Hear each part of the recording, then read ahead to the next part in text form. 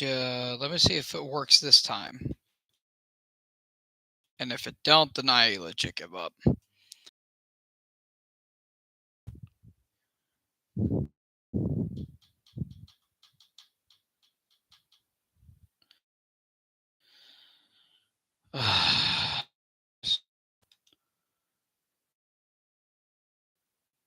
Up a goddamn wall. Seriously, drive me up a wall.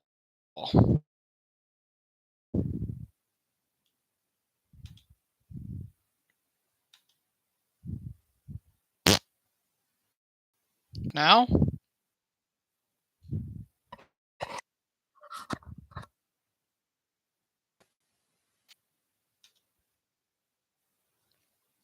This is going great.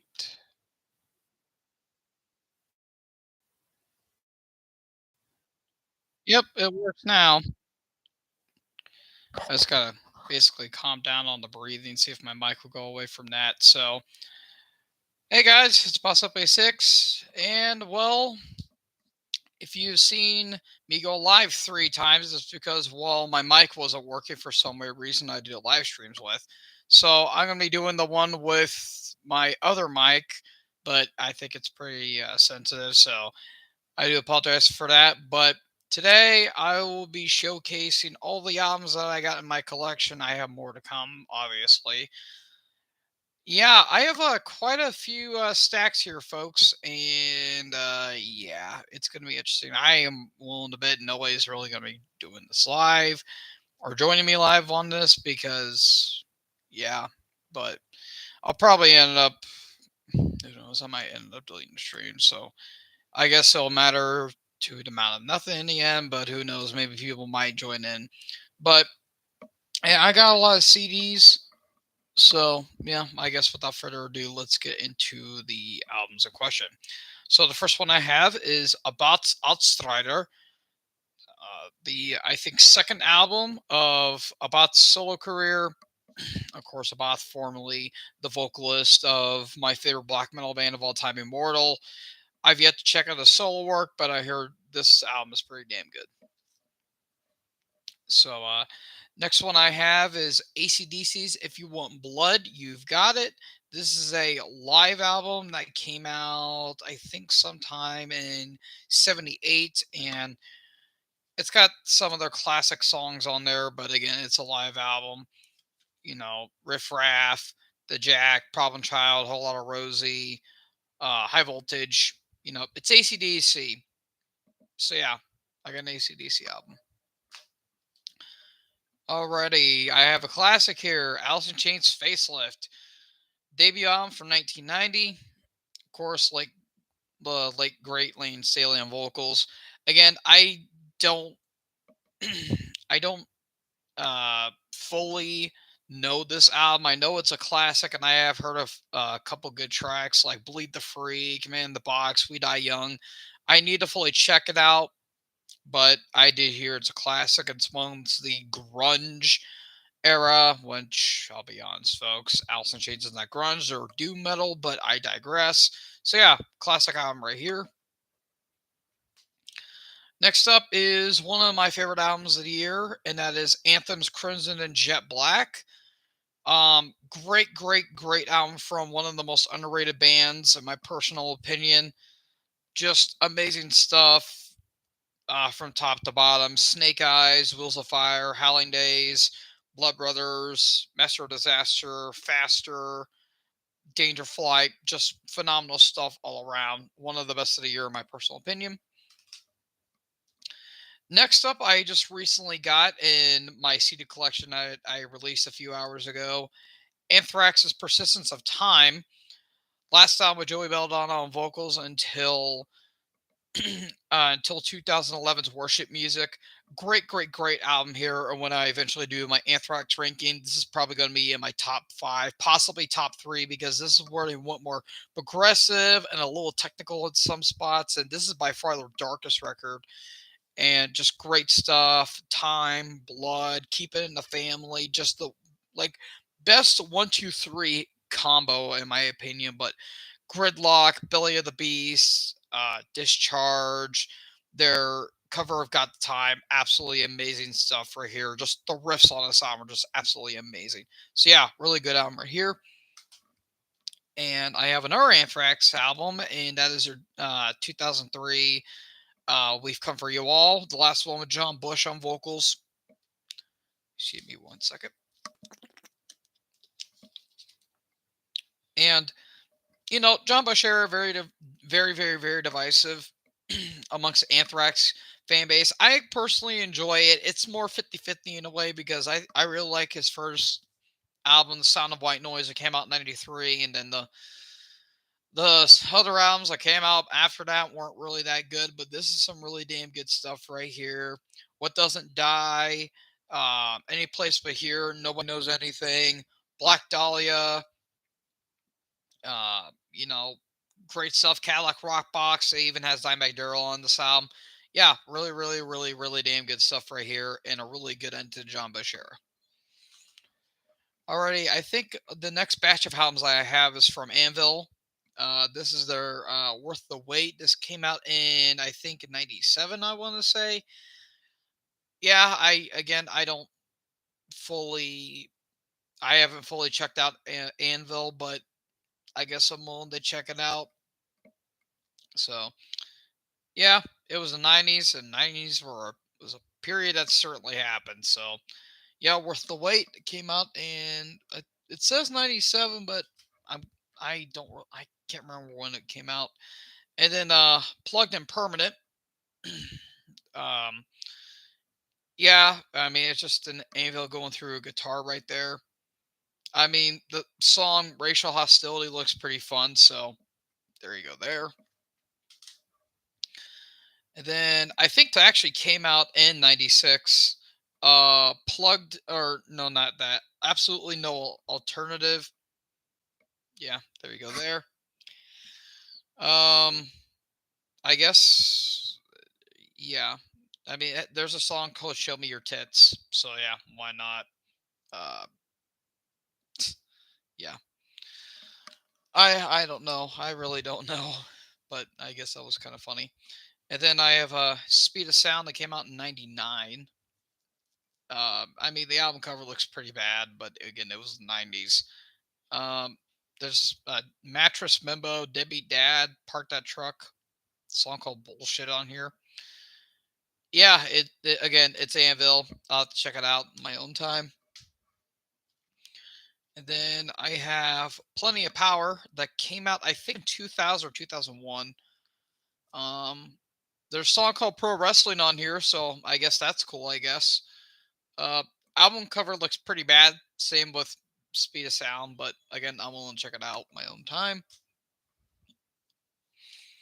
Then I have Back to Basics that came out in '04. This was on Massacre Records. And yeah, it looks all right, I guess. So there you go there. Then I have This Is 13.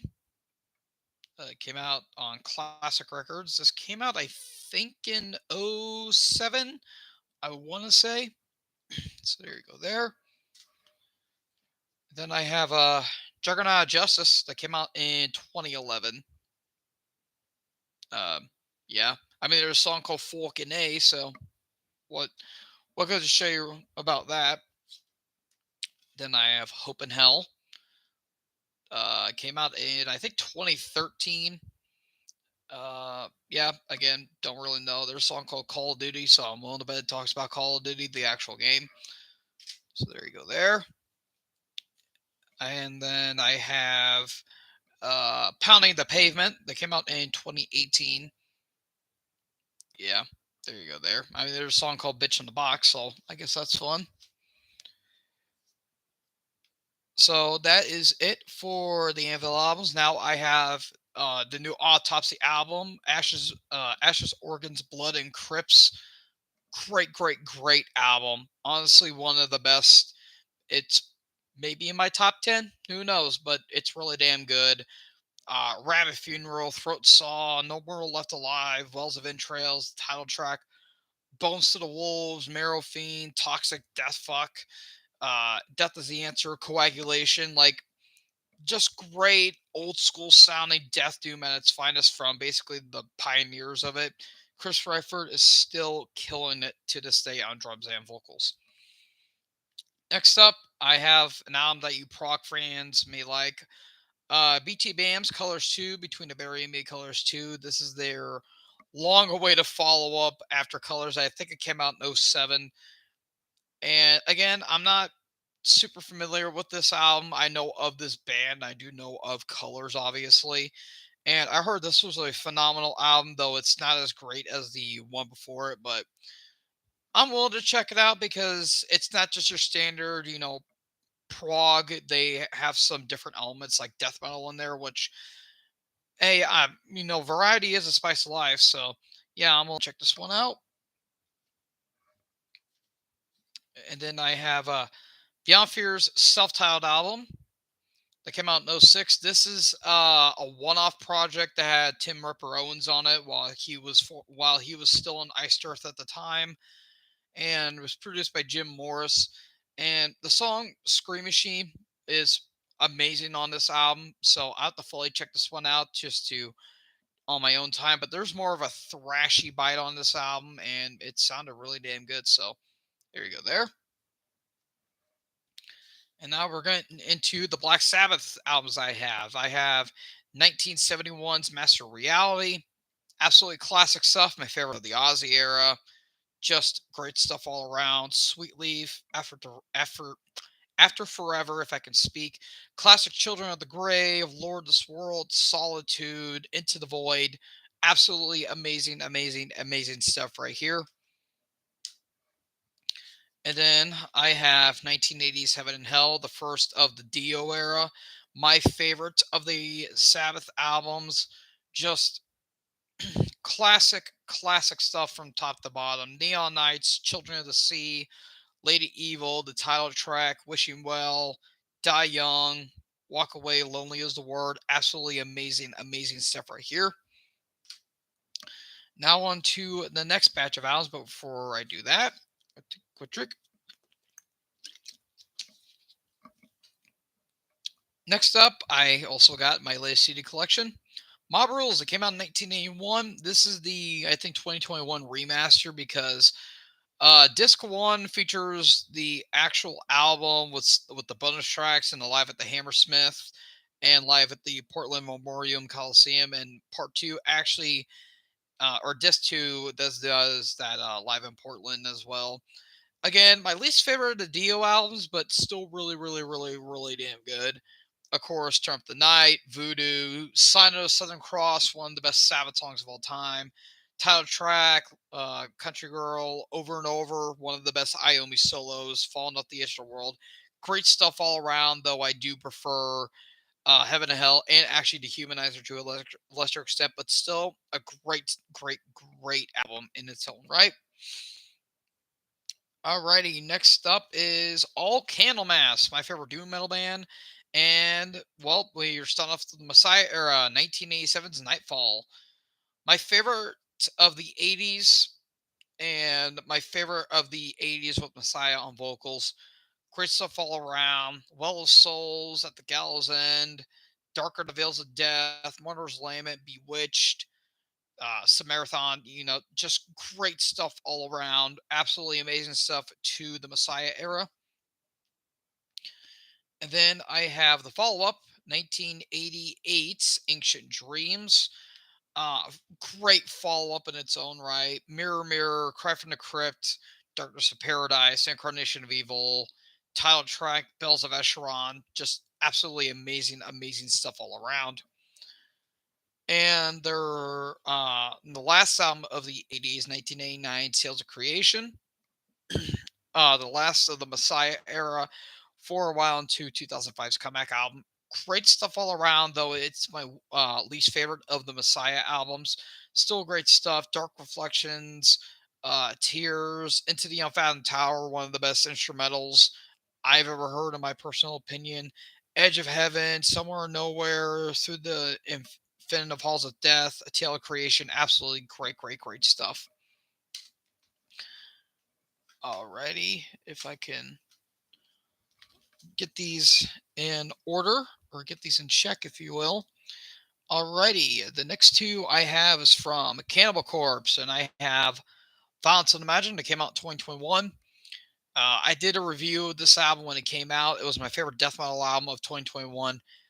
Great stuff all around, though the drum mix I think could have been a lot better in my personal opinion, but great stuff all around. Murderous Rampage, Necrogenic Resurrection, Inhumane Harvest, Condemnation Contagion, Surround Kill Devour, one of the catchiest songs in their entire catalog.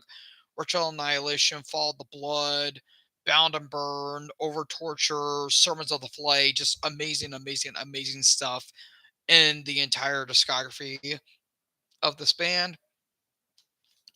And then the one that came out this year, Chaos Horrific, one of the best albums of the entire year and one of the best in their whole career. It's basically Violence Unimagined Part 2, but just a hair bit better, in my personal opinion. And it's more thrashy, which I really, really, really dig. Overlords of Violence, Frenzy Feeding, Summer for Sacrifice, Bloodblind, Vengeful Evasion, the title track, Fracture Refracture, Pitchfork Impalement, Pestilential Rectus, and Drain You Empty, which is where they went more doomy in a way, and it's absolutely amazing. Eric Rutan's making his presence big time on this and the preceding album as well. Phenomenal stuff all around. Alrighty, next up, it's top three of the entire year, in my personal opinion. Cal Decapitation's Terrorcyte. Holy Christ! I'm just gonna say spoilers here. The heaviest album I've heard this entire year, and I've heard a lot of heavy stuff this year, but top to bottom, fantastic stuff all around. Terrorcyte Adaptation, We Eat Our Young, Scourge of the Offspring, The Insignificance, Storm Upstairs, and The World Will Go On Without You. Aphonic Doom, Dead at Resonance, Nostalgia, Just Another Body. This is just brilliant and brutal at the same time. These guys, excuse me, are just killing it. And yeah, I'm more than worried to check out more in their discography, but this is an absolutely killer, killer, killer album right here. Alrighty. Next up, I have Crowbar, Zero and Below. Yeah, I haven't checked this one out. I do know of this band, this New Orleans-based sludge metal act. I did hear of Chemical Gods, and it sounded pretty cool. Of course, Kirk Weinstein, absolutely amazing stuff. The dude just makes the most depressive and the most bleakest riffs you'll ever hear. So there you go. There. Next up is another fantastic release this year, Crypta Shades of Sorrow. Great stuff all around from this all-female death metal act. Just the vocals are just guttural. They're just vicious on this album. Dark Clouds, Poisonous Apathy, The Outsider, Stronghold, The Other Side of Anger, Trail of Traitors, A Lullaby for the Forsaken, Agents of Chaos, which kind of feels like a Morbid Angel song. Lift the Blindfold, Lord of Ruins. Absolutely fantastic stuff from this band. Alrighty, I have another album that came out this year, Cryptopsies as Gamora Burns. Solid album. I think it's a B tier album. I don't know if it's one of my favorites of the year, maybe get an honorable mention, but pretty good stuff all around. Lascavius on the Vine, In Abeyance, Godless Deceiver, Ill Ender, Flayed the Swide, Praise the Filth. That bending riff's really good.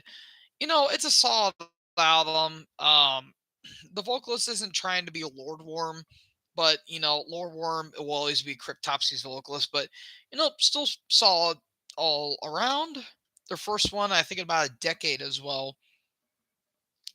Alrighty, next up, I have all of them are by the almighty Danzig. So I had the self-titled album that came out in 1988.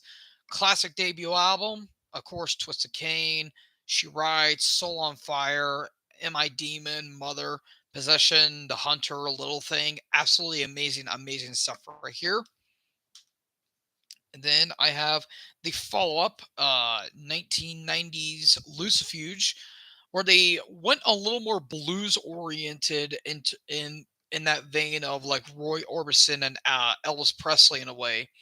but some great stuff. Long Way Back from Hell, Snakes of Christ, Killer Wolf, I'm the One, Her Black Wings, absolute classic on this one.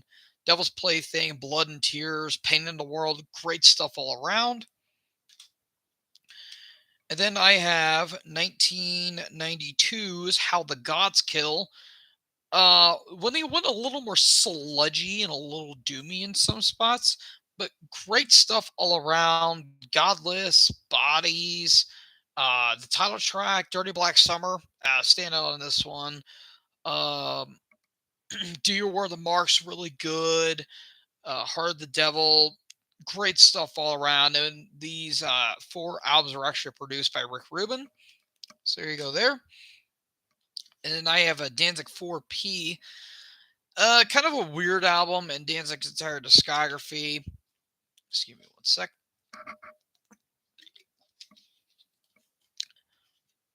So, yeah, it's kind of a weird album. This is where the industrial metal elements really started to come into play, but it wouldn't go full blown industrial as the next albums would be afterwards. But there's still some pretty solid stuff like Until You Call in the Dark, Dominion, Bringer of Death. I Don't Mind the Pain's really damn good. Brand New God's all right. There's some solid stuff, but I think it's one of Danzig's weaker albums, in my personal opinion. All right, next up, I have Dark Funeral, Vobiscum Satanas, that came out, I think, in, I want to say, 1997. I want to say this was produced by Peter Tagrin of Hypocrisy fame. No, 1998. So, yeah, I'm willing to check this out because it's Dark Funeral, and I'm always willing to check out some black metal. But it looks all right. Looks pretty solid if you ask me. But I'll have to get in Dark Funeral one day. Alrighty, next up I have is from the Almighty Death, and well, just safe to say, folks, it's all the rounds. So starting off with 1987's debut, Scream Bloody Gore. This is the reissue. Great stuff all around. Really damn good debut. Firm Death, Zombie Ritual, Sacrificial Mutilation, Regurgitated Guts, Baptized in Blood, Evil Dead, the title track. Absolutely great stuff. And then you have Leprosy that came out in 1988. This is where they went full on death metal. The more thrashy stuff was it's peppered in there, but this is where they truly brought that full on death metal inspired or that full on death metal veneer. Great stuff. The title track, Born Dead, Left to Die, Pull the Plug, Open Casket, absolutely great stuff. Choke on It, great stuff all around. And then you get to 1990 Spiritual Healing, my least favorite of the Death albums, but still really damn good. This is where they went more of that progressive and a hit bit of technical elements, especially on songs like Altering the Future, Living Monstrosity. The title track, one of my personal favorites. Low Life, Genetic Reconstruction, Killing Spree. Damn good stuff all around, even though it is my least favorite. And then you get to a year later, 1991's Human, my favorite death album and my favorite death metal album of all time. This is where they fully embraced the technical and the progressive elements while bringing in that jazz fusion elements, because this album features both members of Cynic, Mr. Paul Masvidal, Mr. Sean Reihart, may he rest in peace, and of course the fretless winner himself, Steve Giorgio on bass. Phenomenal stuff all around. Flattening of Emotions, my favorite death metal album, or death metal song of all time. Suicide Machine, Together as One, Secret Face, Lack of Comprehension, stand out on this album. See Through Dreams, Vacant Planets, even their cover of God of Thunder, which is kind of pretty cheesy if you ask me, still really damn good. And I even love Cosmic Sea. I know a lot of people don't like that song. I personally love it.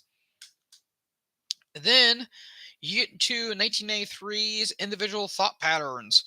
So this is what they went full on technical. They brought in Mr. Gene Hoglan, the Atomic Clock himself on drums, one of my favorite drummers of all time. And they get King Diamond guitar Assassin, Annual LaRock, and lo and behold, they put out one of the best death metal albums of the 90s and one of the best death metal albums of all time.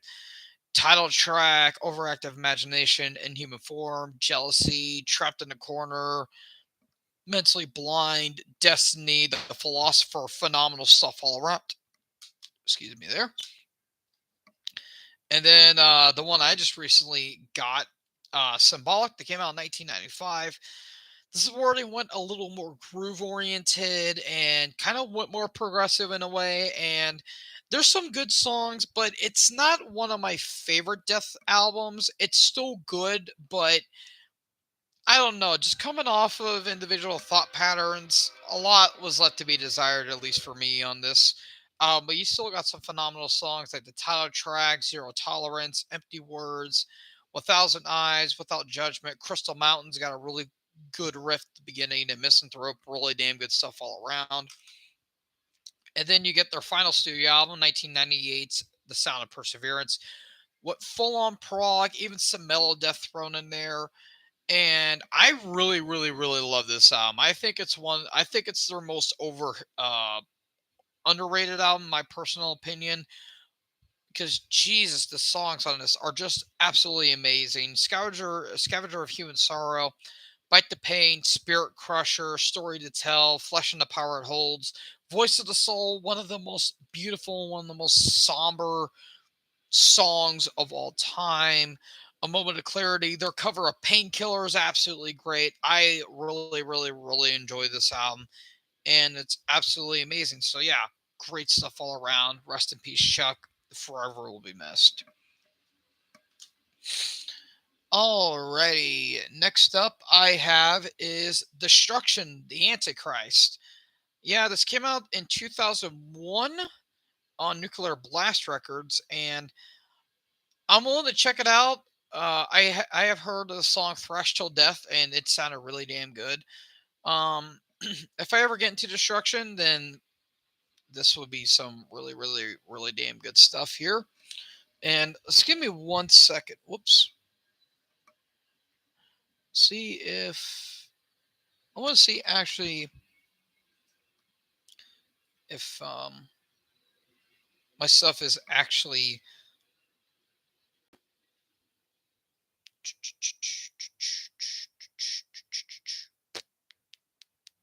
See if I'm actually live.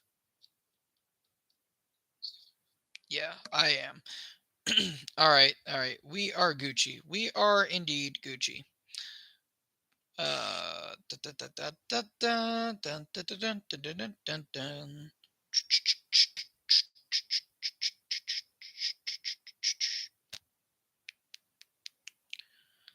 Um, just give me 1 sec. Let me just.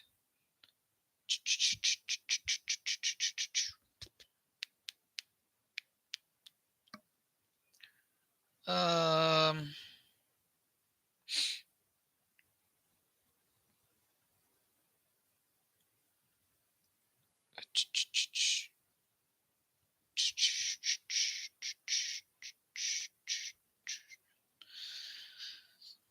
Alrighty, I'm not sure if anybody will join on this, but who knows?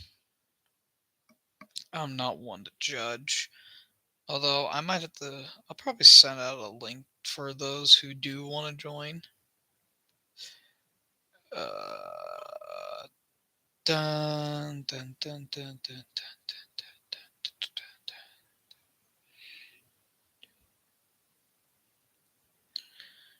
Yeah.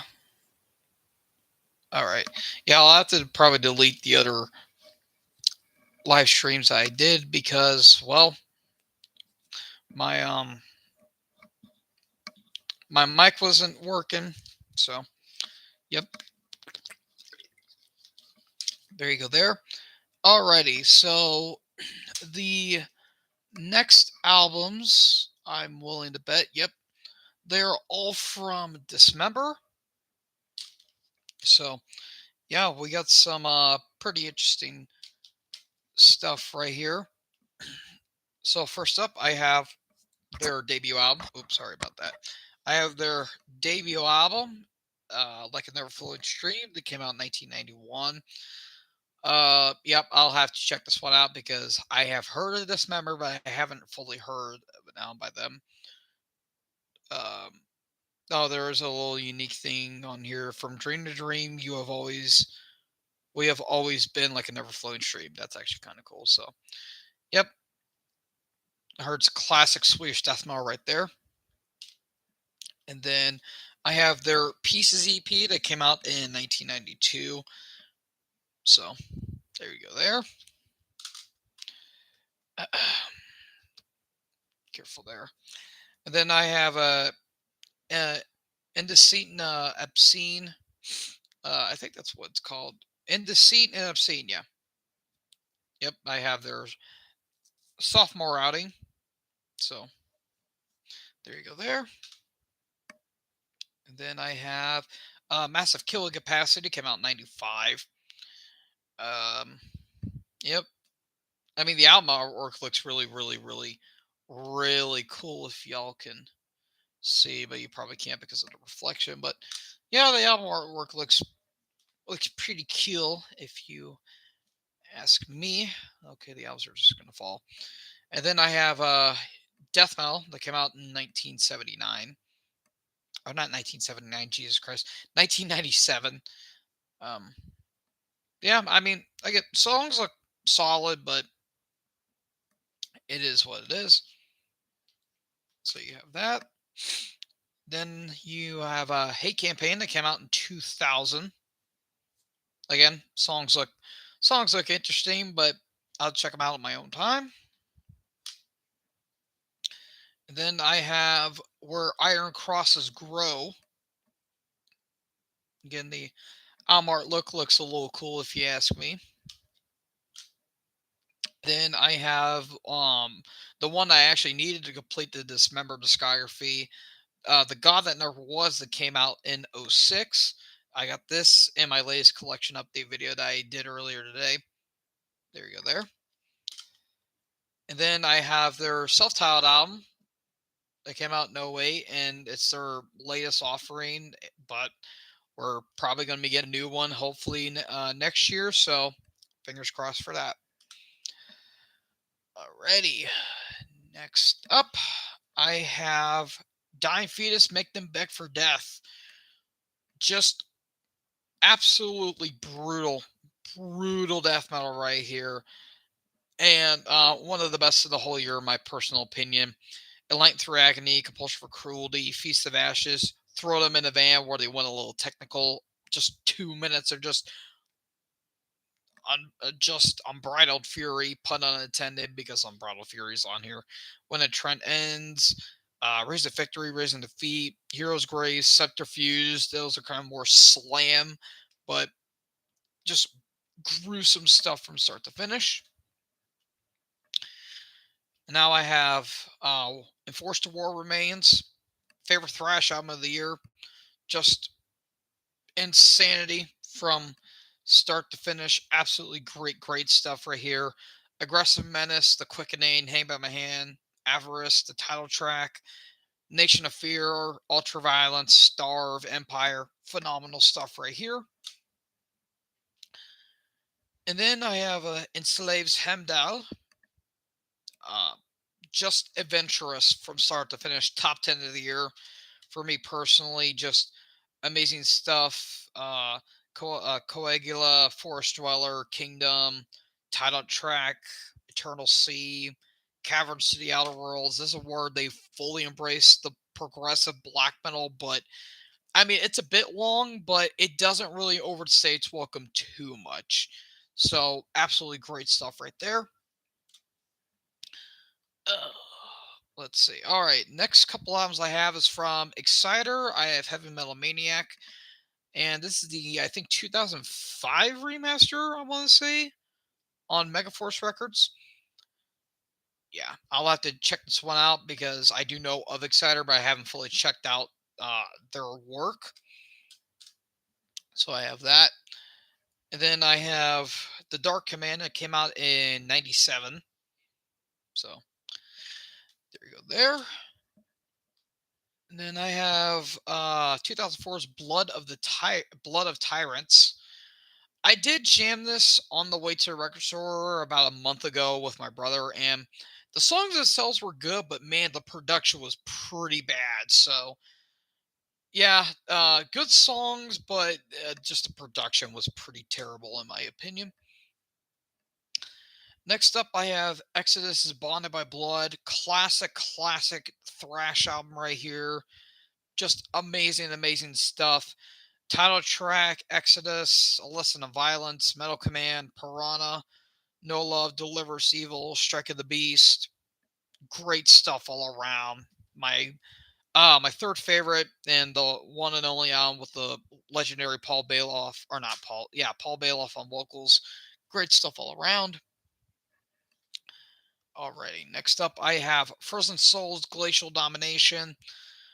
If you guys love Bolt Thrower, then you'll love this band. They're named Cold Thrower, and yeah, it's not hard to see why. They have those like Bolt Thrower like grooves, and they have that the vocalist, I think his name is Chad Green. I think he has that Carl Willits like veneer to his vocals, which I really dig.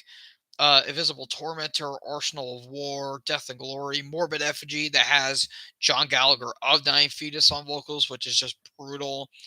Annihilation, the title track, Frozen Soul, Assimilator, Best Served Cold or Cold, Atomic Winter, great stuff all around. The only complaint I mainly have on this album is that production is a little clean. It could have used more grit. And I think the intro samples were overdone. But you can overlook that, and what you got is a phenomenal album, in my opinion. One of my favorites of the year. All right, next up, the next two albums I have is from Gorgoroth. I have Destroyer or How to Philosophize with the Hammer.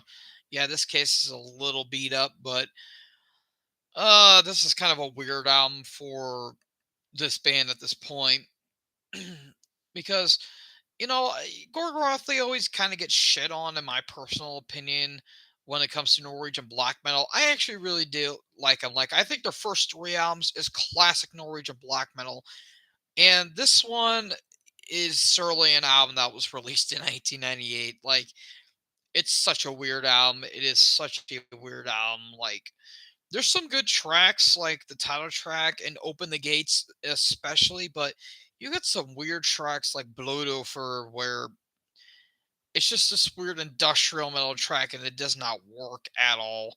So they're weakest of the early era, especially the 90s, but it's not bad per se. It's not as bad as what would happen when Gall and King of Hell came into the band, but who am I to blame?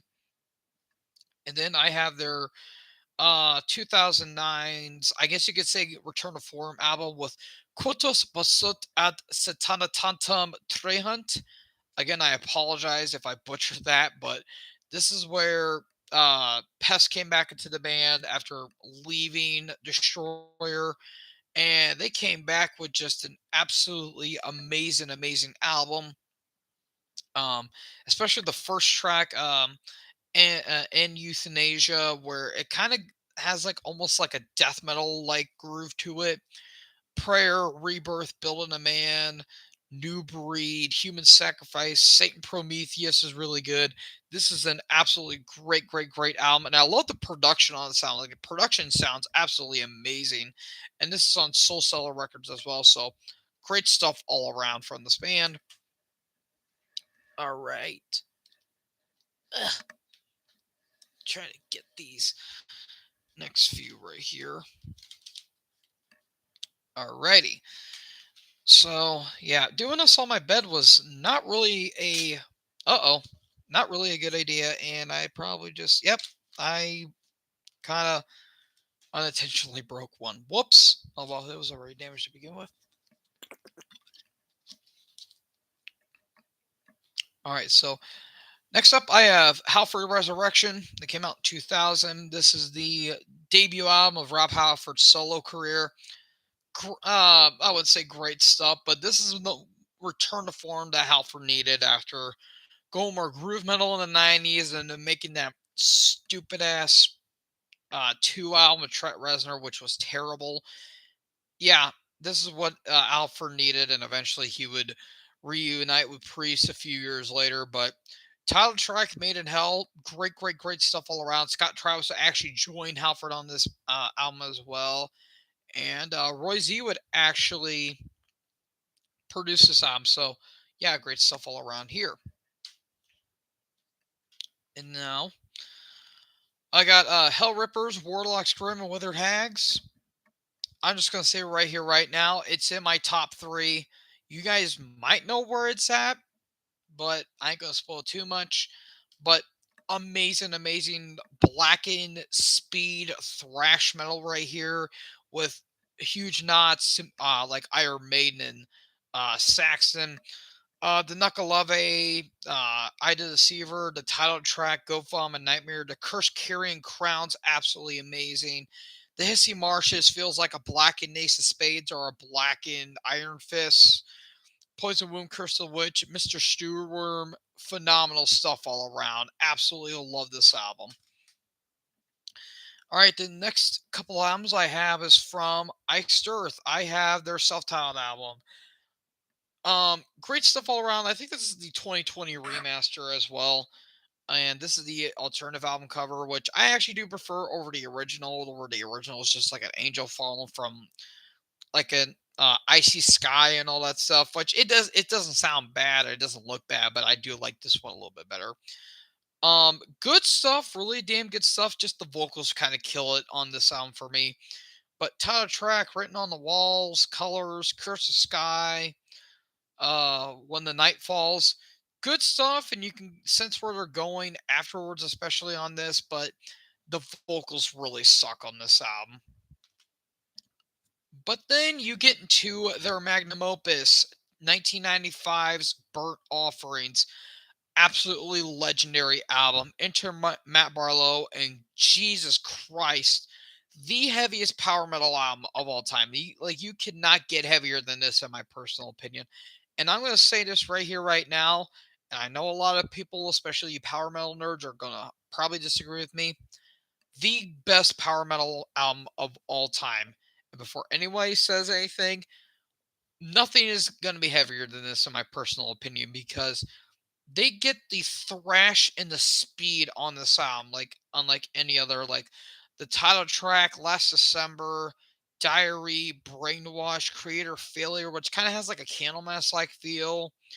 And of course, the epic Dante's Inferno, the greatest I Start song and the greatest power metal song of all time. Don't even judge me or at me on that. Yeah, just amazing, phenomenal, absolutely great stuff all around.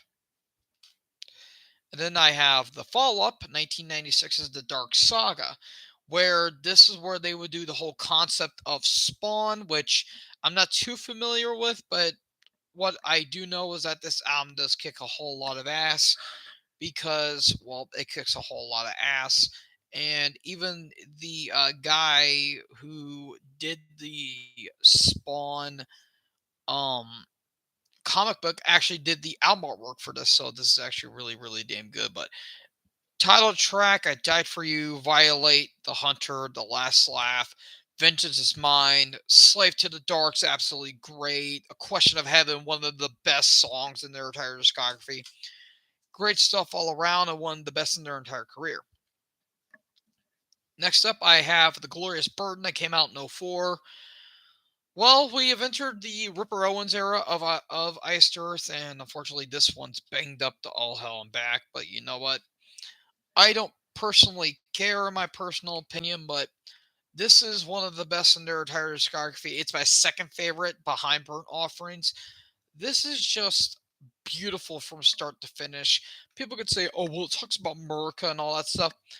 It does, but it also talks about the other wars and the other events that happen. But you have some great stuff like Decoration Day, When the Eagle Cries, The Reckoning, Don't Tread on Me, Green Face is really good, Attila, Hollow Man, Red Baron, Blue Max. And then you have the epic Gettysburg trilogy of The Devil to Pay, Hold at All Cost, and High Watermark. Phenomenal stuff all around. Great, great, great stuff. Alrighty, the next one I have is from Immortal War Against All, their latest studio offering that came out this year. Really damn good stuff, but as a follow up to Northern Chaos Gods, it's weaker but still really damn good. But this is the more epic in a way, like especially the atmosphere that they were going for, and especially the guitar solos, like the more epic sounding um guitar stuff that they were going for is really damn good. Title track Thunders of Darkness, War God, Norlander, Immortal, Blastrik My Throne. Great stuff all around. And then next up, I have Incantations, Unholy Deification. Disgusting Death Doom. Absolutely disgusting Death Doom. One of the best of the whole year, and one of the best in their entire career, if you're going to ask me personally. But Offerings of Swarm, Concordat, the Pack, Chalice, Vessel, Consanguineous, Homunculus Spirit May Flush, Invocation, Chthonic Merge, Megaron, Sunken Chamber, Convulsive Words of Power, Exile, Defy the Fall, Circle, Eye of Ascension, one of the best songs in this entire album. Great stuff all around here. And that will include, at least for the time being, of I think all the I that I got, and I got to put all of this in alphabetical order too. So yay me! Unfortunately, let's see. Okay, nope, I have that right here. Alrighty, so I'm on I still, so I'm going to grab. Actually, you know what? I'll just do it from right there because why not? I can reach it. Iron Maiden's Number of the Beast. All right, we have gotten to Iron Maiden. I made my claims known with this album. If you guys have seen my ranking, a lot of people consider this a classic. If you do, more power to you. But to me, it's just an album that was released in 1982. I would gladly take Killers, Peace of Mind, the self-titled effort. Hell, um I would gladly take Fear of the Dark over this album because to me, I've said this before and I'll say it again. It feels like a Paul Di'Anno album without Paul Di'Anno on vocals. I don't know, just like the first album of Bruce Dickinson, it just did not do anything with me. But Invaders, 22 Acacia Avenue, the title track, Run to the Hills, of course, classic Hollow Be That Name. There's some damn good stuff, but to me, it's one of the weaker Iron Maiden albums, in my personal opinion. But then you get to the good stuff, aka Power Slave, that came out 2 years later. Wow, you want to talk about a big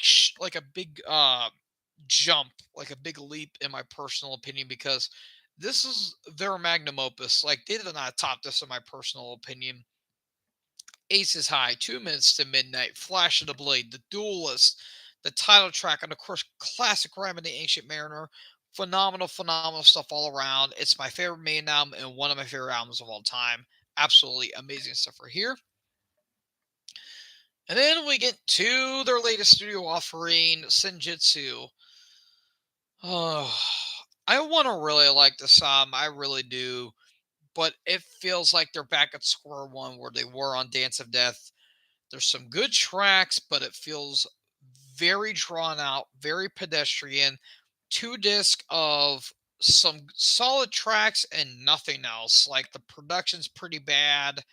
There's no energy. Everyone sounds tired and old. And it just does not sound inspired in the slightest. Like the title track's really good. Days of Future Past is great. Stratego's really solid, writing on the wall.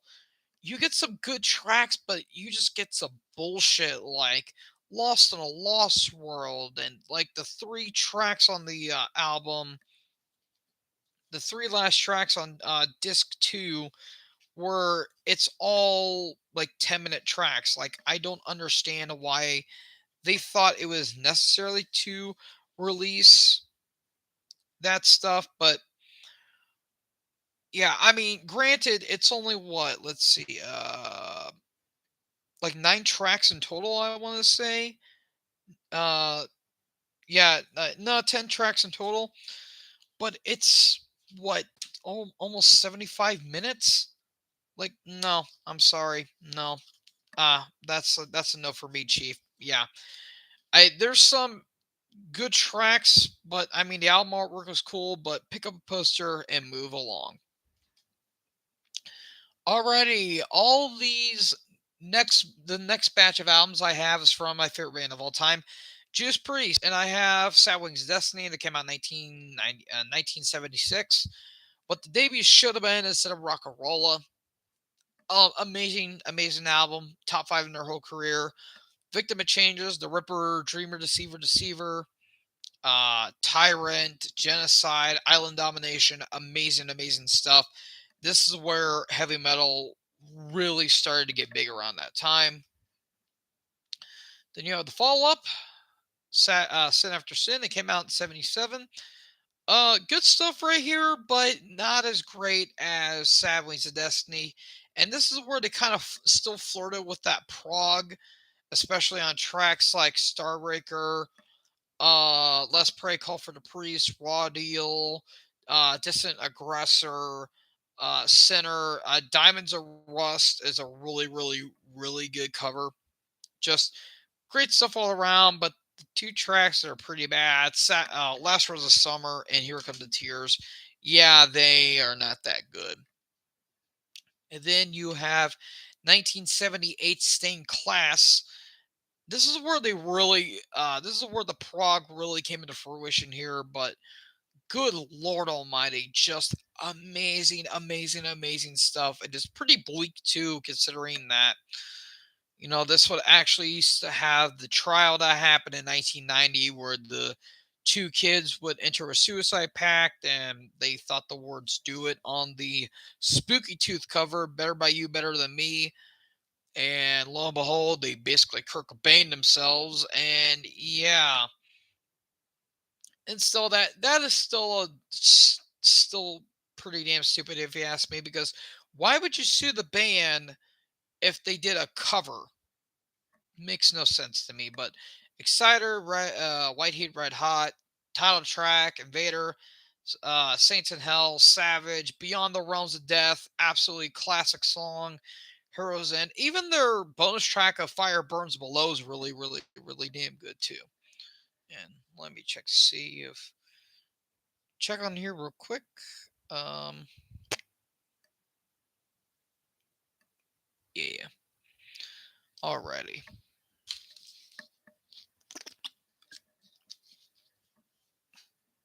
All right. Next up, I have Hellbent for Leather / Killing Machine. Came out in '78 / '79, depending on if you're from the UK. Good stuff right here. Really, really, really, really damn good stuff right here. Delivering the Goods, one of my favorite songs. Rock Forever, Hellbent for Leather, Take on the World, The Green Monolith with Tupac Crown, absolutely amazing cover of Fleetwood Mac, Killing Machine, Running Wild, Evil Fantasies, really, really, really, really good stuff right here. And then you have their one of the more notable ones, especially in terms of live albums, Unleashed in the East. Great stuff right here. One of the best, um, arguably the best live album of all time. Just I don't feel like I need to go into further detail with that. And then you get one of the more commercial albums with British Steel. Exit Les Binks and enter Dave Holland. Yeah, just read up on Dave if you want to know information. Basically, he likes to go. Basically, if you want a little preview of what Dave Holland was, let's just say he was a great drummer, but his outside antics were probably more notable than his inside antics. Basically, he went to the school of Karl Malone because he likes him young. Let's just put it at that there. But I've always had kind of like a meh relationship with the Psalm. I don't think it's as great as everyone claims to say it is, but it's not bad. But I'm going to say right here, right now, it is overrated. but it doesn't mean it's bad. Like, just because I'm not a fan of it doesn't mean I hate it. Like, for instance, like Demolition's the worst in their entire discography, but I still find some enjoyable stuff on that album. Have some here, but there's just not a whole lot of stuff that really stands out. But Rapid Fire, Metal Gods, Breaking the Law, of course, Grinder, The Rage, Steeler. There's some good tracks. Living After Midnight, it's kind of a 50-50 song in my opinion. I don't hate it, but I don't like it at the same time either. It's just kind of, goes back and forth with me. And then you have 1982 Scream for Vengeance. Absolutely classic album right here. From an unknown land through distant skies came a winged warrior. Nothing remained sacred. Nobody was safe from the Hellion as it uttered its battle cry, screaming for vengeance. Yeah, amazing stuff right here. The Hellion into Electric Eye, Riding on the Wind, Bloodstone, Take These Chains, title track, You've Got Everything Coming, Devil's Child, even the bonus track, Prisoner of Your Eyes, one of the best ballads of the band's entire discography. It's absolutely great. Love this album. Absolutely recommended. And then you have 1984's Defenders of the Faith. Absolutely great stuff here. Free Will Burning, Jawbreaker, Rock Hard Right Free, The Sentinel, Love Bites, Eat Me Alive, Some Heads Are Gonna Roll. And then the last three songs happen where it's just, yeah, no.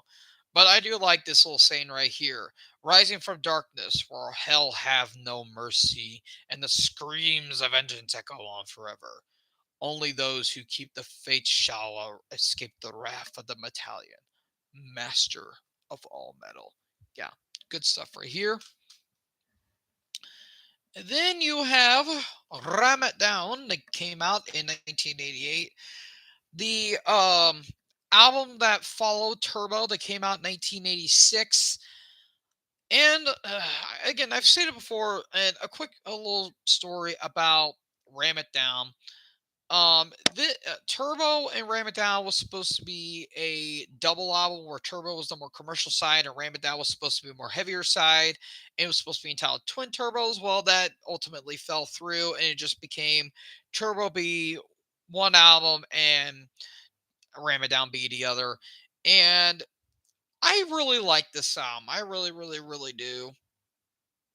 And the main thing that is kind of being held down, it's just a drum machine in my personal opinion, but there's some damn good songs, and it's a precursor to an album I'll get to here in a second. But title track, Heavy Metal, Come and Get It, Hard as Iron, Blood Red Skies is really damn good. I'm a Rocker, Monsters of Rock, one of the doomiest things they've ever done. This is a damn good album. I think this album is really underrated in their entire discography. And then, of course, you get into their magnum opus, in my personal opinion, Painkiller, that came out in 1990. My favorite album of all time. Absolutely legendary album right here. Title track, Hell Patrol, All Guns Blazing, Leather Rebel, Metal Meltdown, Nightcrawler, Between the Hammer and the Anvil. Let's see, Touch of Evil, One Shot of Glory. This is one of their more aggressive albums where they went more thrash and speed metal. And hell, even One Shot of Glory is basically a power metal song too. But this saying right here is just absolutely amazing. As mankind hurled itself forever downwards into the bottomless pit of eternal chaos, the remnants of civilization screamed out for salvation. Redemption roared across the sky. The Painkiller. Not much more needs to be said about that. And then we get into their lone concept album, Nostradamus.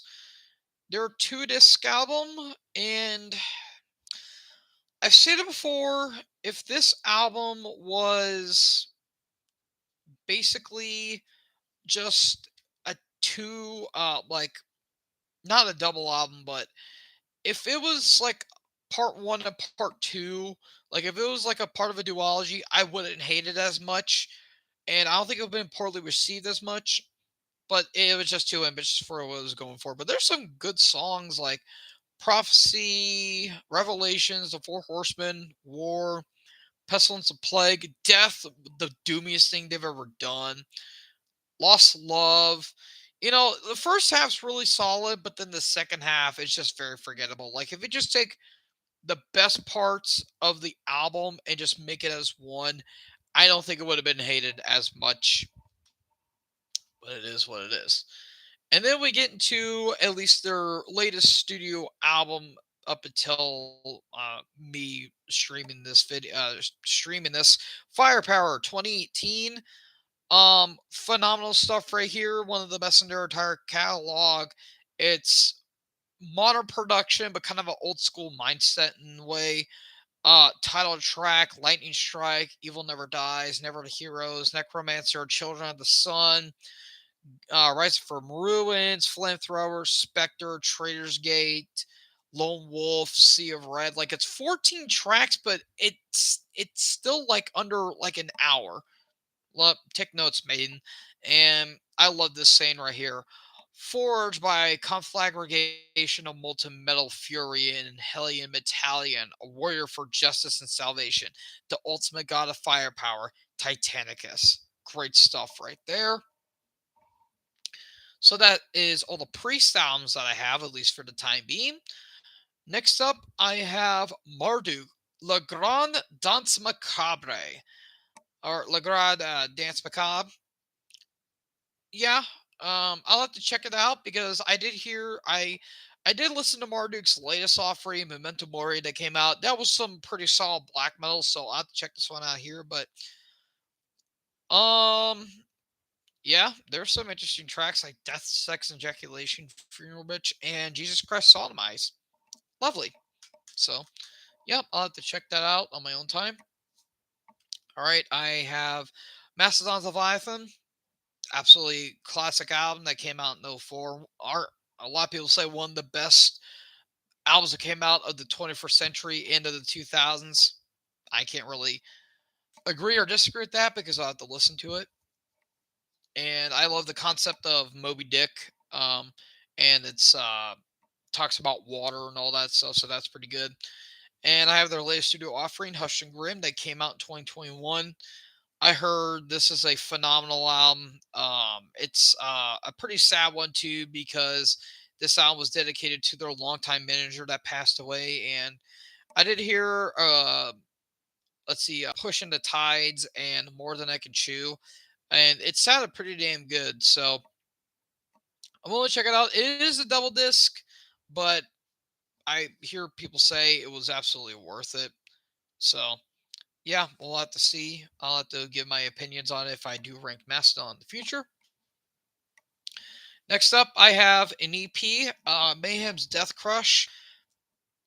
Probably the most notorious EP of all time because, yeah, just just insanity throughout the entire album. Like, just yeah, I like no words to describe this. Absolutely no words to describe. This is basically a black metal band going death metal, but more grindcore in a way. And I don't care what Euronymous says.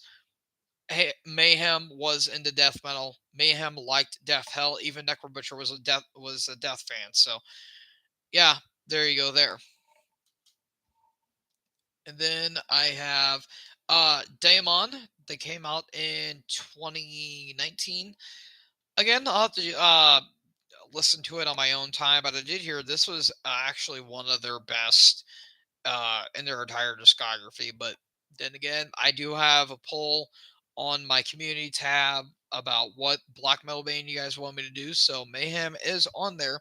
So feel feel free to um feel free to sorry folks, I gotta plug in my laptop. My laptop is starting to run low on juice. But yeah, feel free to vote for Mayhem and I'll do that ranking. Alrighty. Next up, I have Metal Church's Congregation of Annihilation. Absolutely amazing album. One of the best of the year, in my personal opinion. I was actually jamming this on the way to the record store, and it just keeps getting better and better, in my personal opinion. Just great stuff. Another Judgment Day, title track, Pick a God and Pray, Children of the Lie, Making Monsters, Say a Prayer with Seven Bullets, These Violent Thrills, All That We Destroy. Like the riffs on this album are just absolutely amazing. Amazing. Alrighty, next up, I have a batch from is Metallica. I have their 1983 debut album, Kill 'Em All. Classic debut album right here. The beginning of thrash and spawned the whole Bay Area thrash scene.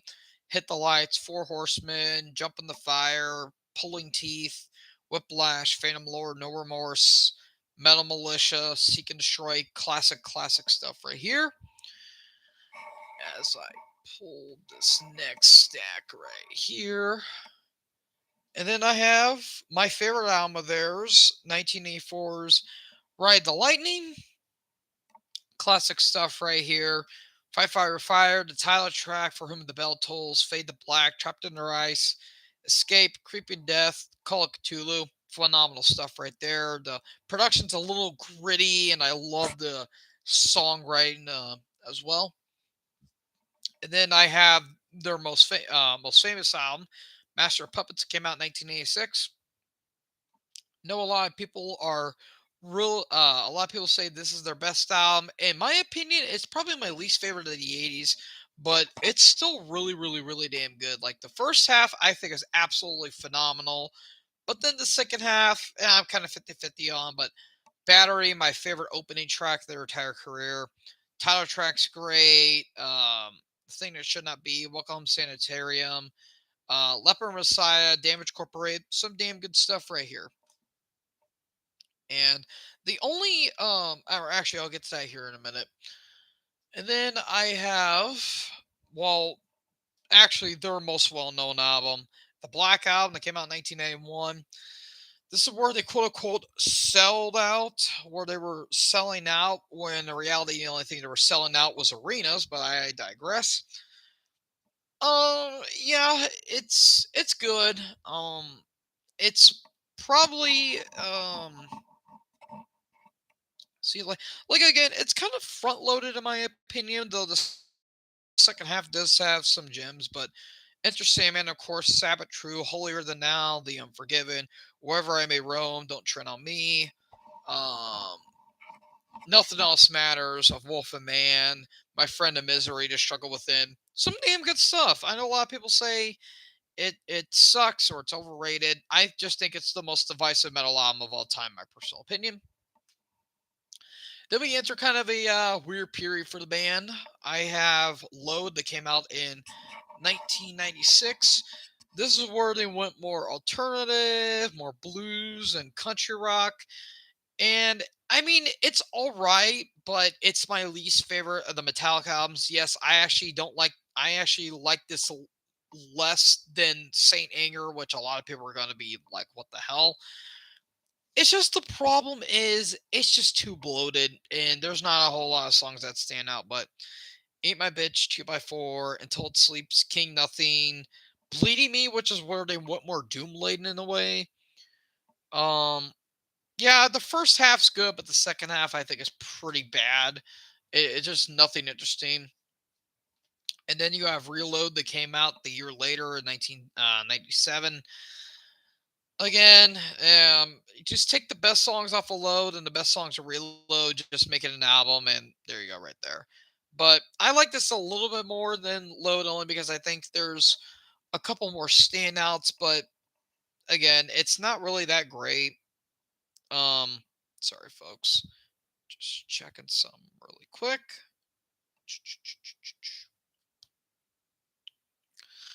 Uh, there you go. Sorry about that. Yeah, but there's some good songs like Fuel, Memory Remains, The Unforgiven 2, Better Than You, Bad Sea. Where the Wild Things Are, I think is really underrated. It's kind of more psychedelic in a way. Attitude's all right. Like there's some solid tracks, but again, it's kind of it's just buried underneath by a bunch of crap. And then you have their 2008 comeback album with Death Magnetic. And well, I mean, it's a good album, but the problem is the production just sucks. But this is basically um Injustice for All Part 2. Like, and I will say right here, right now, I just need a Justice for All and Saint Anger, and I have all the Metallica albums. But there's some really good songs. Again, this feels like and Justice for All Part Two in a way, in terms of they went a little more proggy. They went more proggy, but they kind of also had the more technical elements as well. Some damn good stuff like That Was Just Your Life, The End of the Line, The Day That Never Comes, All Nightmare Long, which was featured on the WWE No Mercy 2008 theme, which was really good. The Unforgiven 3, I think, is really good. The Jews Kiss, My Apocalypse, some damn good stuff. It's just the problem is Rick Rubin really dicked over the production. So, yeah, there you go there. And then I have Hardwired to Self Destruct 2016. Solid album, but the problem is it's just a little too bloated for my liking, and I'm not sure what to really describe it at this point. But some good tracks like Hardwired, Atlas Rise, Now That We're Dead, Moth on the Flame, Dream No More, Hell on Fire. Like the first half, I think is really solid, but then the second half is just kind of, in my opinion. But Am I Savage, Murder One, great tribute to Lemmy, and Spell Out the Bones, really, really, really damn good. And then we have 72 Seasons that came out this year. Yeah, it's fine. Nothing more, nothing less. Lux Eterno's really good. Screaming Suicide's really solid. Shadows Fall is really good. Endoranima, the last track's really, really, really good. Um, Room of Mirrors kind of has like a Merciful Fate kind of feel. It's just again, um, it's just fine, I guess. The title track's actually really good too. Especially the uh, opening bass, I think is actually really good. But it's just fine. It's just fine for what it is. Nothing more, nothing less. Next up, the next two albums I have. Motorhead, I have Bomber, came out in 1979, I think. 1979, 1978.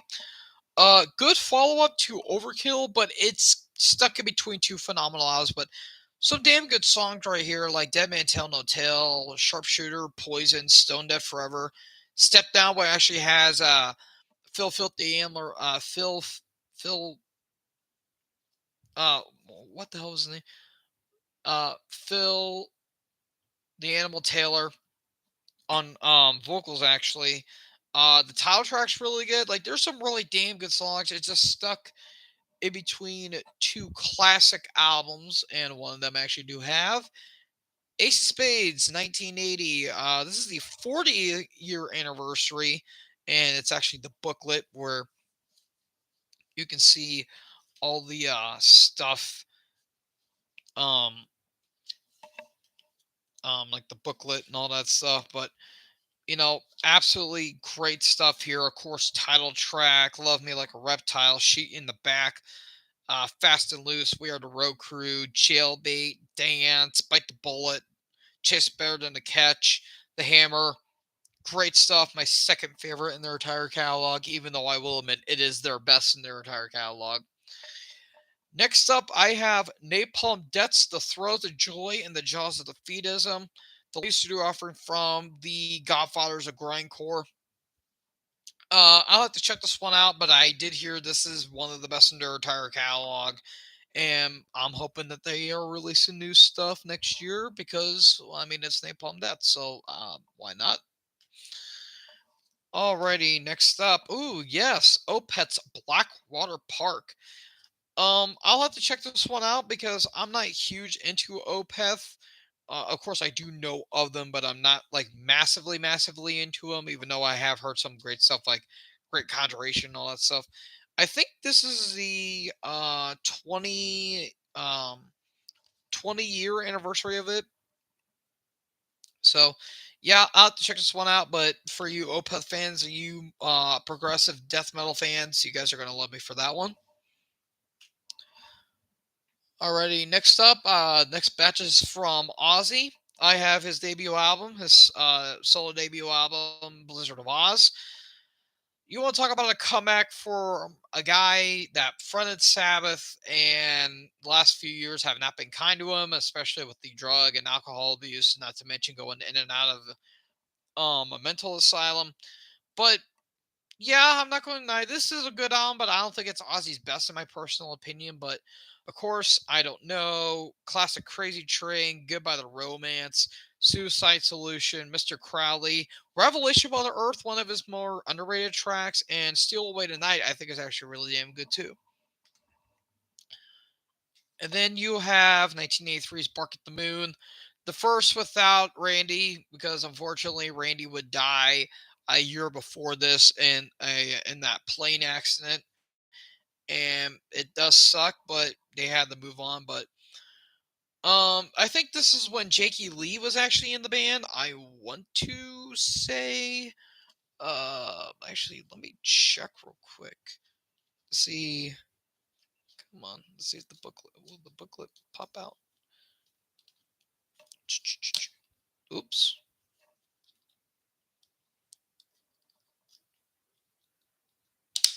Oh, there we go.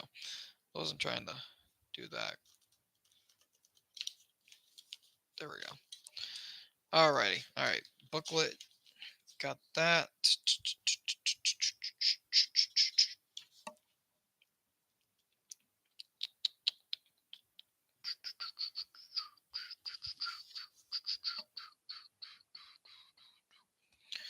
I think this is when Jakey Lee was actually in the band.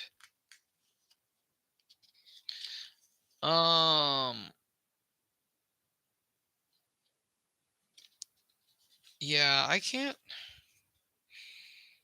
fully remember. Let's see. Yeah, Jakey Lee. Yeah, this is when Jakey Lee was in the band, and so was Tommy Aldridge as well. Yeah, sorry about that, but I know a lot of people consider this album to be a classic and one of Ozzy's best. To me personally, I've said it before when I show this album off.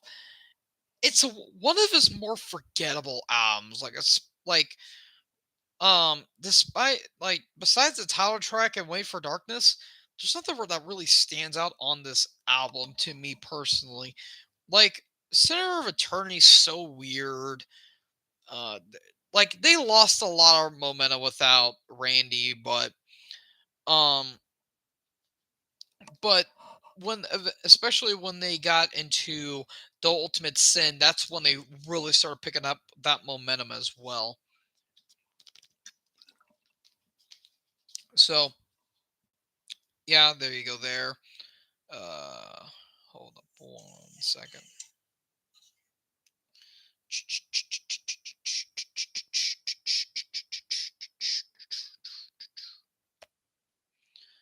Dun dun dun dun dun dun dun dun dun dun dun dun dun. All right, sorry about that, folks. I had to text a couple people. All right, so next up I have No Rest for the Wicked. Came out in 1988. The first album with uh, Zakk Wylde, Ozzy's grandson. Yeah, good stuff. Actually, some really damn good stuff. I probably consider this Ozzy's most underrated album, my personal opinion, because like I feel like this album kind of gets overlooked in a way,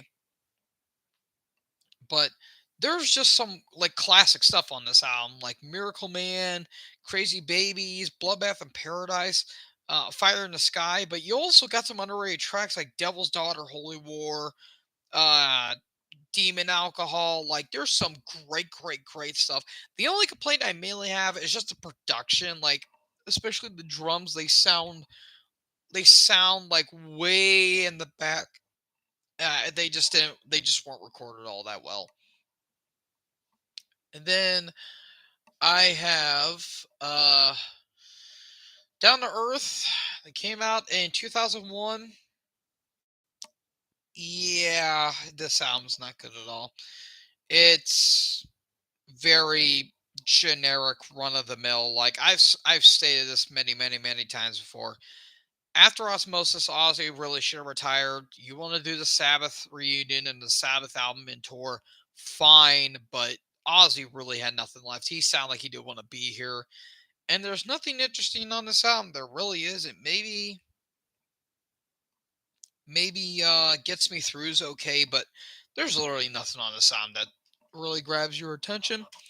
And it's pretty forgettable. And then I have Black Rain that I just got in the my latest collection update. It's fine, I guess. Again, it's just very run of the mill, generic modern Aussie. But I Don't Want to Stop was the sound was the theme for WWE's Judgment Day in 2007. So there you go there. But I guess title track, The Almighty Dollar, Civilize the Universe. Like there's some okay tracks, but it's like a C minus album for me personally. And then you have Scream, which is one of the worst albums I've ever heard from a solo career, period. Like, this album is just horrible. This album is so bad. I think you have Busta Rhymes on this album, which is like, why? Why? Makes no sense. Like, the song Let It Die. Yeah, you should have let it die years ago, Ozzy, but yet you're still doing this for some stupid ass reason. Like, Let Me Hear You Screams, I guess okay, but it's it's so bad. It's a really bad album. And then you get to Ordinary Man. I don't care. I did not care for it at all. Again, it's very run of the mill and generic. Um, the title track features Elton John, and of course the greatest collaboration of all time. It's a Ray featuring Post Malone. I gave up. Oh, and the bonus track not even features Post Malone, but also features Travis Scott. World-renowned concert apologist. So yeah, this one could go kiss my ass for all I care. God, that's so bad. It's such a bad album. It really is. All right, well, I have Overkill's Cover Kill. This is a cover album that came out in 1999 from these New Jersey based thrash metal act. I don't collect or listen to cover albums, but I'm kind of interested in this one, considering that there's some songs that they cover, especially Priest, Sabbath, and Kiss. So that'll be interesting, I guess. But I did get their latest studio offering, Scorch. Great stuff. Great album here. The best in their entire career, in my personal opinion. Or one of the best I meant. Yeah, absolutely killer stuff right here. The title track's great. Going Home, Twist of the Wick, The Surgeon, um their first single that they released is absolutely great. Um, Bag of Bones, Harder They Fall, Won't Be Coming Back, Wicked Place.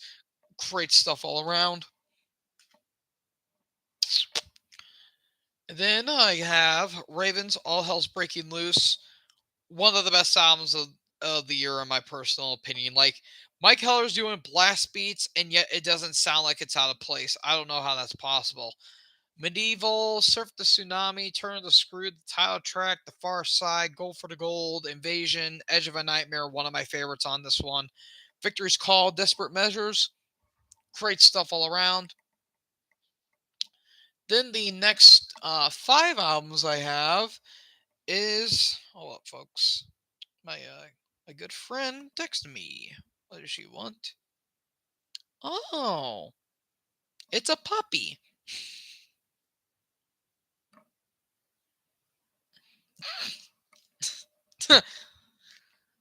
I am an idiot. But the next 5 albums I have is from Slayer.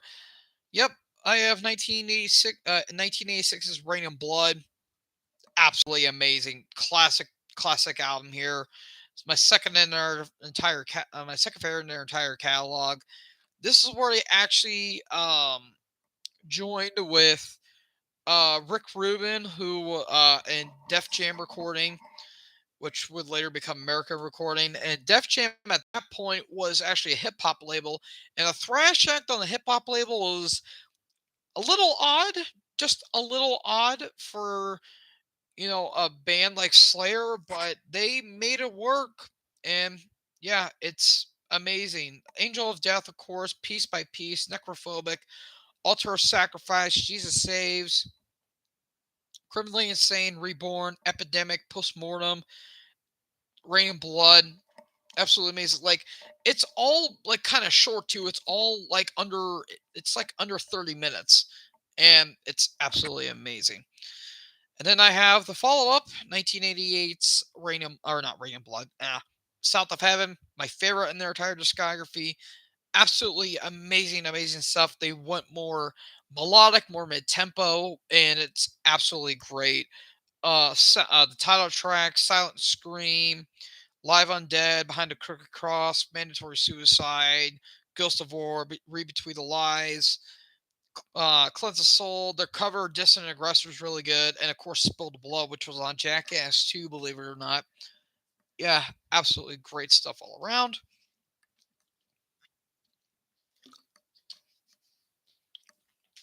And then I have Seasons in the Abyss that came out in 1990.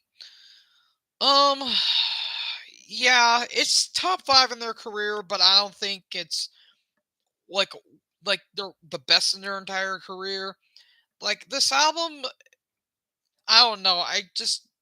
It's pretty 50-50 for me personally, but you have some there's some of the best Slayer songs are on this album. War Ensemble, Spirit in Black, my personal favorite Slayer song of all time. Dead Skin Mask, Born of Fire. The title track's really good. I know a lot of people love Skeletons of Society. I just personally think that song is just okay at best. So yeah, it is like top 5 in their whole career, but it's not personally like top 3 if you ask me.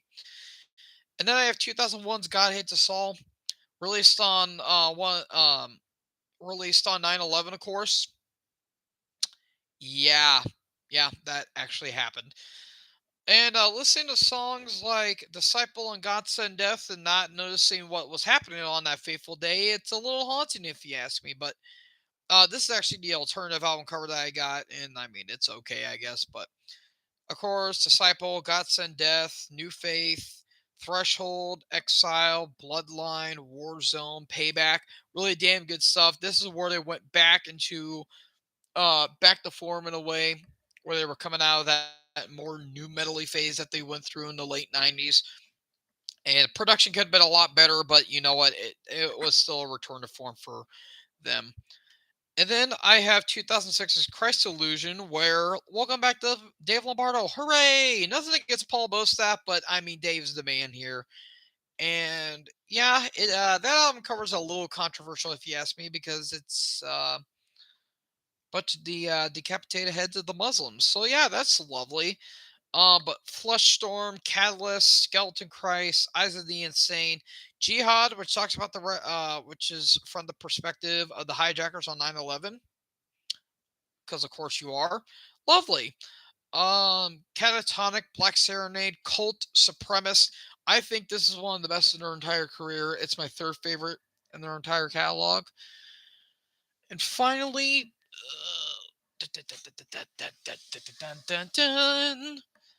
I have finally the last stack right here, and this one I actually got in my latest collection update. I have Sleep's Holy Mountain, second album in their entire catalog. Again, I'll have to check it out. I'm not big into the whole stoner doom metal genre, but I heard this is some really, really, really, really damn good stuff right there. And then the next three albums are all from one of my favorite bands of all time, and then got me into metal. Slipknot, I have their self-titled album that came out in 1999. Great, great, great album, my personal opinion.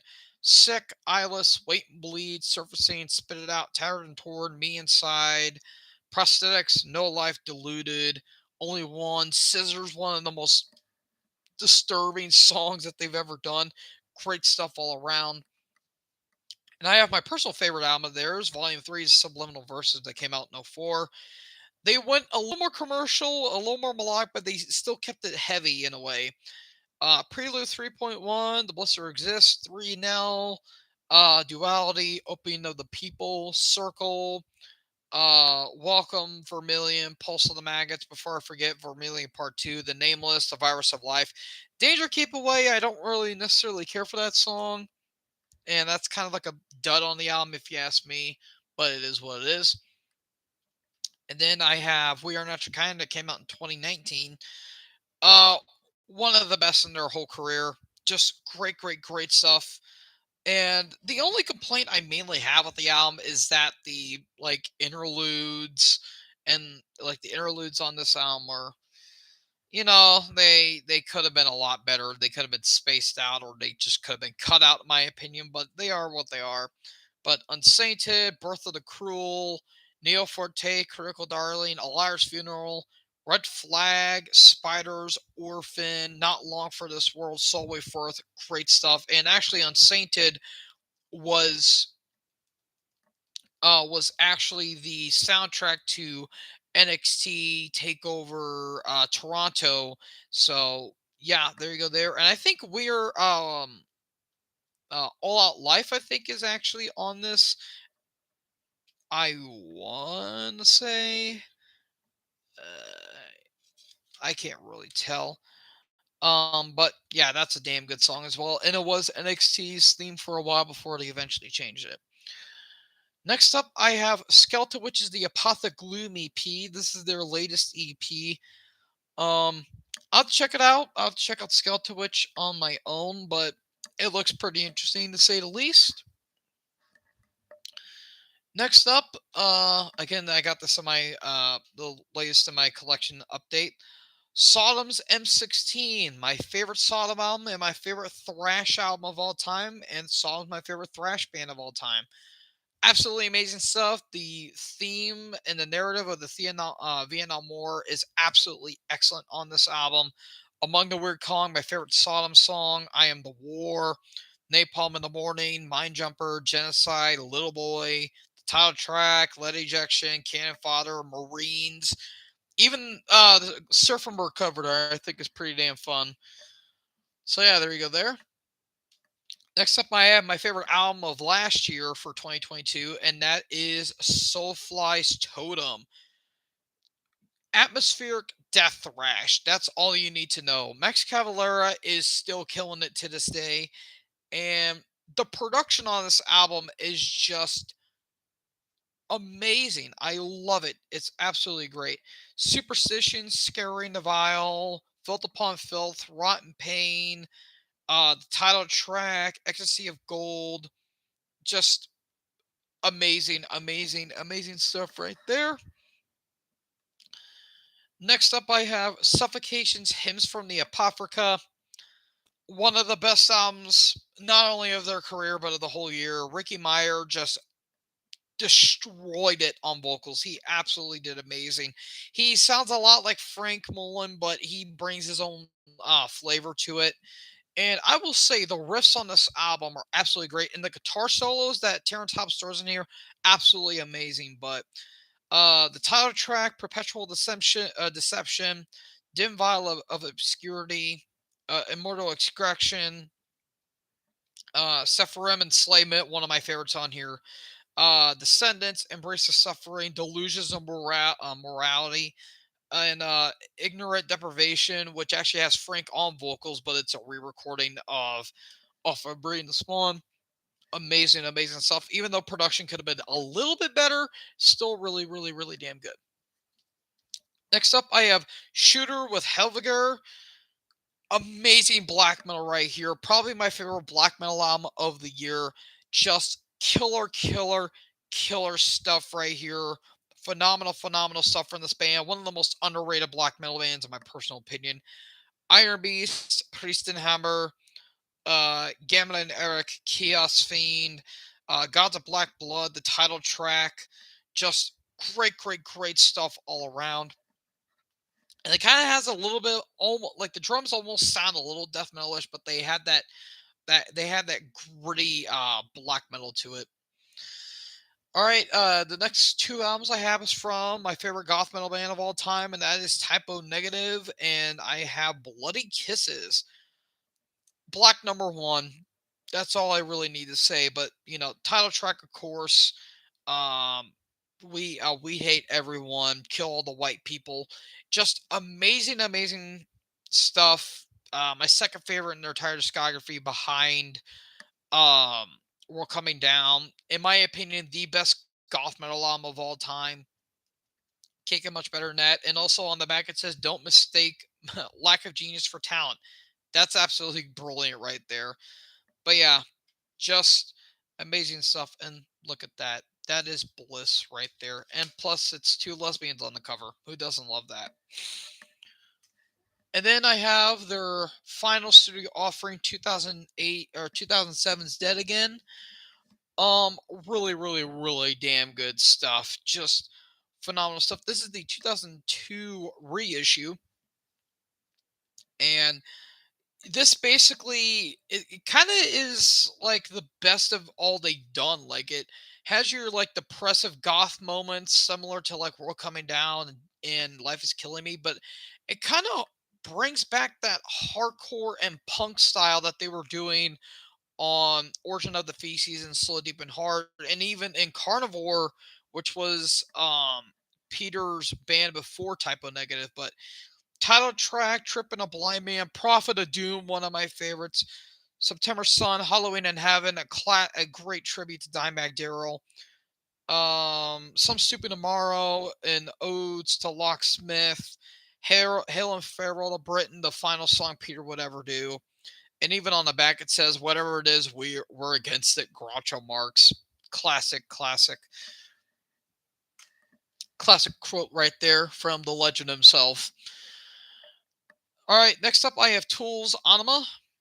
Probably my favorite Tool album, in my personal opinion, because I feel like it kind of brings all that great like prog and like alternative moments that they were doing originally, but just you know phenomenal songs. And oh, I actually did not know that, but yeah, just great stuff all around. Stinkfist, Eulogy, 46 and 2, Hooker with the Penis. Let's see here. No, I have that upside down.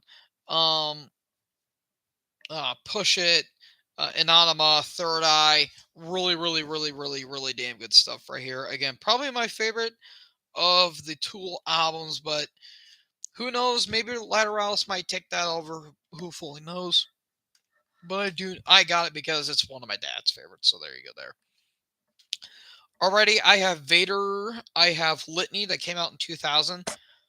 I'll have to check this one out because it's Vader. Some great Polish death thrash right there. And then I have 2016's The Empire. So there you go there. Alrighty, we're almost there, folks. We got, let's see, 9 more. All right, 9 more. So next few albums I have is from Van Halen. I have their self-titled album. Just great stuff right here. Great classic rock. Um, just phenomenal stuff from Running with the Devil, Eruption. You really got me. Ain't talk about love. I'm the one. Jamie's crying. Atomic Punk. Feel Your Love Tonight. Little Dreamer. Ice Cream Man. Just an absolutely brilliant record right there. And then I have Van Halen 2. Not as great as the self-titled album, but still really damn good. Dance the Night Away, Out of Love Again, Lap the Sky, DOA, Beautiful Girls, Women in Love. Solid, solid stuff right there. And then I have Diver Down, which is their covers album. That was in '84. One of the last albums with David Lee Roth before Sammy Hagar came involved. Um, yeah, I mean, Where Have All the Good Times Gone? Most notably, no most notable one on that. And then I have for unlawful carnal knowledge, came out 1991. Yeah, it's an album that was released in the 90s. It's okay, I guess. Pound Cake is pretty solid. Run Around, In and Out, Man on a Mission. Some okay tracks on there. And then you have 1995's Balance, not 1992 that I accidentally said when I got this in one of my collection updates. Yeah, I don't really know what's going on with this one, but at least it's better than Van Halen 3, I guess. I don't really know. It's the last one with Sammy Hagar, but is what it is. All right, next up, I have Venom Storm the Gates. Again, I'll have to check out this one because I feel like Venom always gets overlooked as being a band that helped spawn the extreme genres like black and death metal and really helped put thrash on the map as well. So there you go there. And then I have the final live album I have in my collection. I have Voivod's Lost Machine. This came out in 2020. And yeah, again, I don't really care for live albums, but I mean, it's Voivod. It's going to be weird and fun at the same time. And then my penultimate one, I have Vomitory. All Heads Are Gonna Roll. One of the best death metal albums of the year, and one of my favorite death metal albums, period. Basically, Swedish Cannibal Corpse with a little bit of Vader and some Bloodbath thrown in there. That's basically what this album and what this band is. I knew this was going to be a good album going in. Title track, The Crown, Ode to the Meat Saw. That's one of the most unique songs I've heard all year. Like Eat Your Heart Out there, Cannibal Corpse. The Deepest Tunes, Piece by Stinky Peas, Rape Strangle, Sodomized Dead, Dead Man Stalking, Disciples of the Damned, Dead World, Beg for Death. Great stuff right there. And my final one that I have in my collection, I have Yngwie Malmsteen's Rising Force, Marching Out. Um, yeah, there you go. Uh, really, really damn good stuff. I think this is one of Yngwie's best, in my personal opinion. Um, especially with tracks like I'll see the light tomorrow, tonight.